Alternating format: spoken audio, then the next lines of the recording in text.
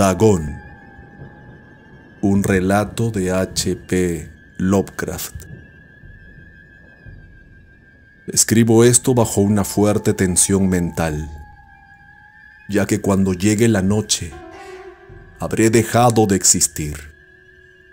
Sin dinero y agotada mi provisión de morfina, que es lo único que me hace tolerable la vida, no puedo seguir soportando más esta tortura. Me arrojaré desde esta ventana a la calle de abajo. Pese a mi esclavitud a la morfina, no me considero débil. Cuando hayan leído estas páginas garabateadas, quizás se hagan una idea de por qué tengo que buscar el olvido o la muerte. Fue en una de las zonas más abiertas y menos frecuentadas del ancho Pacífico, donde el bote en el que iba yo, de sobrecargo, cayó apresado por un corsario alemán. La Gran Guerra estaba entonces en sus comienzos, y las fuerzas oceánicas de los hunos aún no se habían hundido en su degradación posterior. Así que nuestro buque fue capturado legalmente, y nuestra tripulación tratada con toda la deferencia y consideración debidas a unos prisioneros navales. En efecto, tan liberal era la disciplina de nuestros opresores, que 5 días más tarde conseguí escaparme en un pequeño bote, con agua y provisiones para bastante tiempo. Cuando al fin me encontré libre y a la deriva, tenía muy poca idea de cuál era mi situación.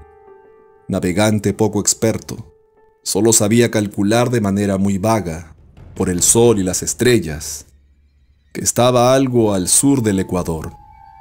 No sabía en absoluto en qué longitud, y no se divisaba isla ni costa alguna. El tiempo se mantenía bueno, y durante incontables días navegué sin rumbo, bajo un sol abrasador, con la esperanza de que pasara algún barco, o de que me arrojaran las olas a alguna región habitable. Pero no aparecían ni barcos, ni tierra, y empecé a desesperar en mi soledad, en medio de aquella ondulante e ininterrumpida inmensidad azul. El cambio ocurrió mientras dormía. Nunca llegaré a conocer los pormenores, porque mi sueño, aunque poblado de pesadillas, fue ininterrumpido. Cuando desperté, descubrí que me encontraba medio sumergido en una especie de lodazal viscoso y negruzco que se extendía a mi alrededor, hasta donde alcanzaba la vista, en el cual se había adentrado mi bote. Aunque cabe suponer que mi primera reacción fuera de perplejidad ante una transformación del paisaje tan prodigiosa e inesperada, en realidad sentí más horror que asombro, pues había en la atmósfera y en la superficie algo siniestro que me heló el corazón. La zona estaba llena de peces descompuestos y otros animales extraños que se veían emerger en el cieno de la interminable llanura. Quizá no deba esperar transmitir con meras palabras la indecible repugnancia que puede reinar en el absoluto silencio y la estéril inmensidad. Nada alcanzaba a oírse, nada había a la vista, salvo una vasta extensión de légamo negruzco. Si bien la absoluta quietud y la uniformidad del paisaje me producían un terror nauseabundo. El sol ardía en un cielo que me parecía casi negro por la ausencia de nubes. Era como si reflejase la ciénaga tenebrosa que tenía bajo mis pies. Al meterme en el bote encallado, me di cuenta de que solo una posibilidad podía explicar mi situación. Merced a una conmoción volcánica, el fondo oceánico había emergido a la superficie, sacando a la luz regiones que durante millones de años habían estado ocultas bajo insondables profundidades de agua. Tan grande era la extensión de esta nueva tierra emergida debajo de mí, que no lograba percibir el más leve rumor de oleaje, por mucho que aguzaba el oído. Tampoco había aves marinas que se alimentaran de aquellos peces muertos. Durante varias horas estuve pensando y meditando sentado en el bote que se apoyaba sobre un costado y proporcionaba un poco de sombra al desplazarse el sol en el cielo. A medida que el día avanzaba, el suelo iba perdiendo pegajosidad, por lo que en poco tiempo estaría bastante seco para poderlo recorrer fácilmente. Dormí poco esa noche y al día siguiente me preparé una provisión de agua y comida a fin de emprender la marcha en busca del desaparecido Omar y de un posible rescate. A la mañana del tercer día, comprobé que el suelo estaba bastante seco para andar por él con comodidad. El hedor a pescado era insoportable, pero me tenían preocupado cosas más graves para que me molestase este desagradable inconveniente, y me puse en marcha hacia una meta desconocida. Durante todo el día caminé constantemente en dirección oeste, guiado por una lejana colina que descollaba por encima de las demás elevaciones del ondulado desierto. Acampé esa noche y al día siguiente proseguí la marcha hacia la colina, aunque parecía escasamente más cerca que la primera vez que la descubrí. Al atardecer del cuarto día, llegué al pie de dicha elevación, que resultó ser mucho más alta de lo que me había parecido de lejos. Tenía un valle delante que hacía más pronunciado el relieve respecto del resto de la superficie. Demasiado cansado para emprender el ascenso, dormí a la sombra de la colina. No sé por qué. Mis sueños fueron extraños esa noche. Pero antes que la luna menguante fantásticamente hubiese subido muy alto por el este de la llanura, me desperté cubierto de un sudor frío, decidido a no dormir más. Las visiones que había tenido eran excesivas para soportarlas otra vez. A la luz de la luna comprendí lo imprudente que había sido al viajar de día. Sin el sol abrasador, la marcha me habría resultado menos fatigosa.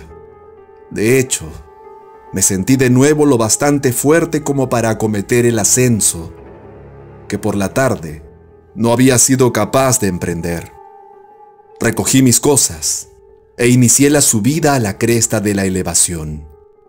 La ininterrumpida monotonía de la ondulada llanura era fuente de un vago horror para mí.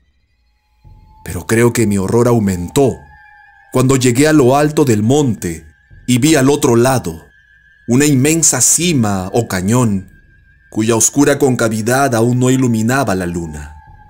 Me pareció que me encontraba en el borde del mundo, observando hacia un caos insondable de noche eterna. En mi terror se mezclaban extraños recuerdos del paraíso perdido y la espantosa ascensión de Satanás a través de remotas regiones de tinieblas. Al elevarse más la luna en el cielo, empecé a observar que las laderas del valle no eran tan completamente perpendiculares como había imaginado. La roca formaba cornisas y salientes que proporcionaban apoyos relativamente cómodos para el descenso. Y a partir de unos centenares de pies, el declive se hacía más gradual.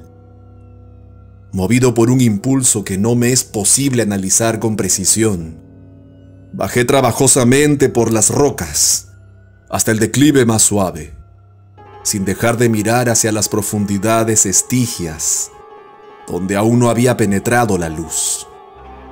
De repente, me llamó la atención un objeto singular que había en la ladera opuesta, el cual se erguía como a un centenar de yardas de donde yo estaba. Objeto que brilló con un resplandor blanquecino al recibir de pronto los primeros rayos de la luna ascendente. No tardé en comprobar que era tan solo una piedra gigantesca. Pero tuve la clara impresión de que su posición y su contorno no eran enteramente obra de la naturaleza.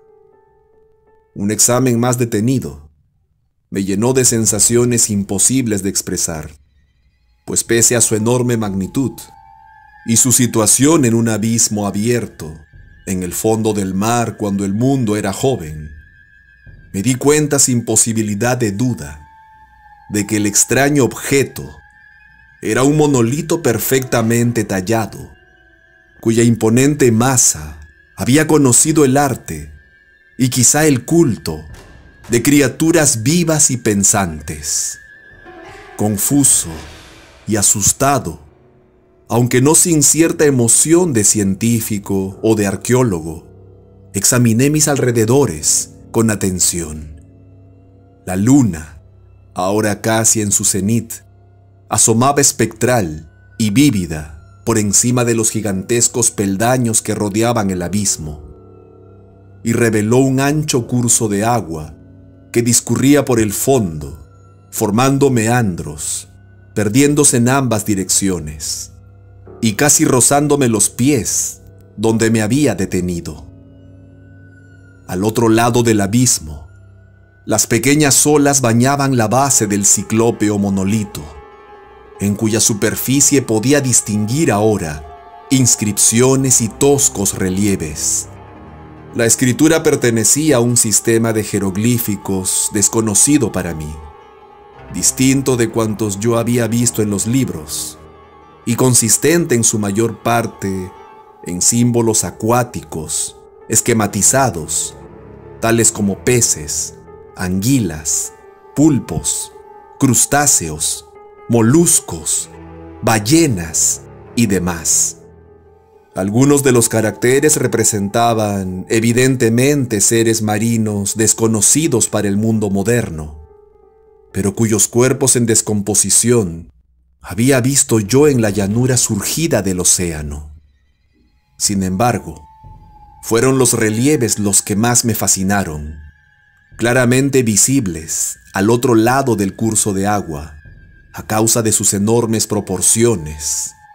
Había una serie de bajorrelieves cuyos temas habrían despertado la envidia de un doré. Creo que estos seres pretendían representar hombres, al menos cierta clase de hombres, aunque aparecían retozando como peces en las aguas de alguna gruta marina, o rindiendo homenaje a algún monumento monolítico, bajo el agua también. No me atrevo a descubrir con detalle sus rostros y sus cuerpos, ya que el mero recuerdo me produce vaídos, más grotescos de lo que podría concebir la imaginación de un Poe o de un Bulwer. Eran detestablemente humanos en general, a pesar de sus manos y pies palmeados, sus labios espantosamente anchos y flácidos, sus ojos abultados y vidriosos, y demás rasgos de recuerdo menos agradable. Curiosamente, parecían cincelados sin la debida proporción con los escenarios que servían de fondo, ya que uno de los seres estaba en actitud de matar una ballena de tamaño ligeramente mayor que él. Observé sus formas grotescas y sus extrañas dimensiones, pero un momento después decidí que se trataba de dioses imaginarios de alguna tribu pescadora o marina, de una tribu cuyos últimos descendientes debieron de perecer antes que naciera el primer antepasado del hombre de Neandertal.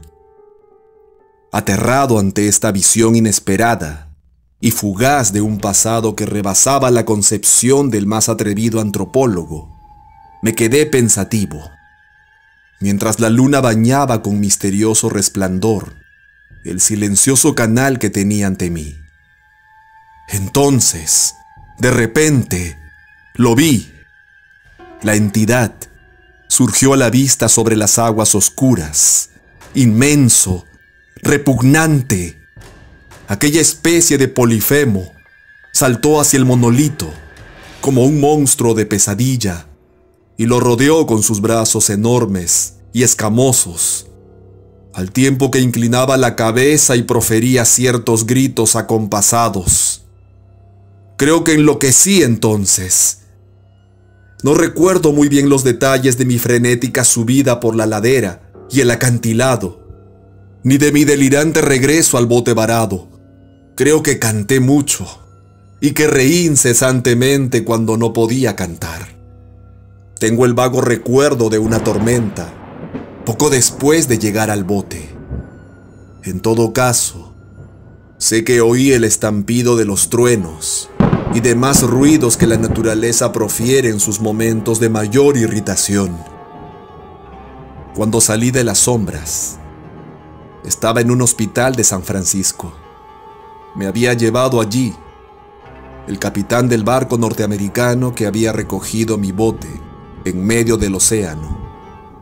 Hablé de muchas cosas en mis delirios, pero averigüé que nadie había hecho caso de las palabras. Los que me habían rescatado no sabían nada sobre la aparición de una zona de fondo oceánico en medio del Pacífico, y no juzgué necesario insistir en algo que sabía que no iban a creer. Un día fui a ver a un famoso etnólogo y lo divertí haciéndole extrañas preguntas sobre la antigua leyenda filistea en torno a Dagón, el dios pez. Pero enseguida me di cuenta de que era un hombre irremediablemente convencional y dejé de preguntar. Es de noche, especialmente cuando la luna se vuelve menguante, cuando veo a ese ser. He intentado olvidarlo con la morfina, pero solo me proporciona una sensación transitoria y me ha atrapado en sus garras, convirtiéndome en su esclavo. Así que voy a poner fin a todo esto, ahora que he contado lo ocurrido, para información o diversión desdeñosa de mis semejantes. Muchas veces me pregunto si no será una fantasmagoría, un producto de la fiebre que sufrí en el bote a causa de la insolación cuando escapé del barco de guerra alemán. Me lo pregunto muchas veces, pero siempre se me aparece en respuesta una visión monstruosamente vívida. No puedo pensar en las profundidades del mar sin estremecerme ante las espantosas entidades que quizá en este instante se arrastran y se agitan en su lecho fangoso, adorando a sus antiguos ídolos de piedra y esculpiendo sus propias imágenes detestables en obeliscos submarinos de mojado granito. Pienso en el día que emerjan de las olas y se lleven entre sus garras de vapor humeantes a los endebles restos de una humanidad exhausta por la guerra, en el día en que se hunda la tierra y emerge el fondo del océano en medio del universal pandemonio. Se acerca el fin. Oigo ruido en la puerta, como si forcejeara en ella un cuerpo inmenso y resbaladizo. No me encontrará. Dios mío, esa mano. ¡La ventana! ¡La ventana!